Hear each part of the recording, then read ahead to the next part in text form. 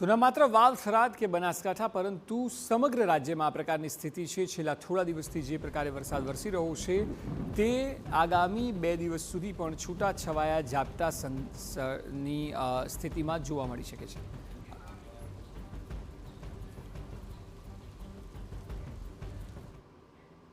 તો ગ્રાફિકલી સમજીએ ક્યાં કેટલો વરસાદ વરસ્યો અને આંકડાથી વધુ આપને ખ્યાલ આવી શકશે કે સ્થિતિ અલગ અલગ જિલ્લાની કેવી સર્જાઈ છે।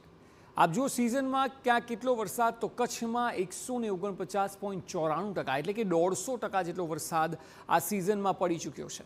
આખા દક્ષિણ ગુજરાત ઝોનની વાત કરીએ જેમાં સુરત, વલસાડ, નવસારી, વાપી તે તમામ જગ્યાએ થઈને 132.87% એવરેજ વરસાદ જોવા મળી રહ્યો છે।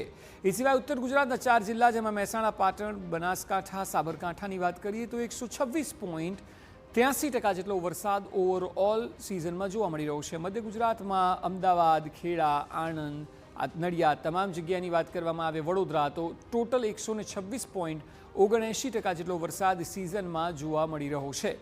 એ સિવાય સૌરાષ્ટ્રના તમામ જિલ્લાઓમાં એવરેજ 123.58% જેટલો વરસાદ વરસ્યો છે। દરિયાઈ પટ્ટો હોવાને કારણે અહીં સતત વરસાદ ધીમી ધારે પણ જોવા મળતો હતો। સૌથી વધારે પ્રભાવિત ઝોન હતો।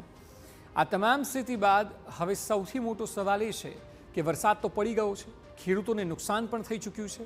સવાલ એ છે કે આખરે જગતના તાતને ક્યારે મળશે સહાય।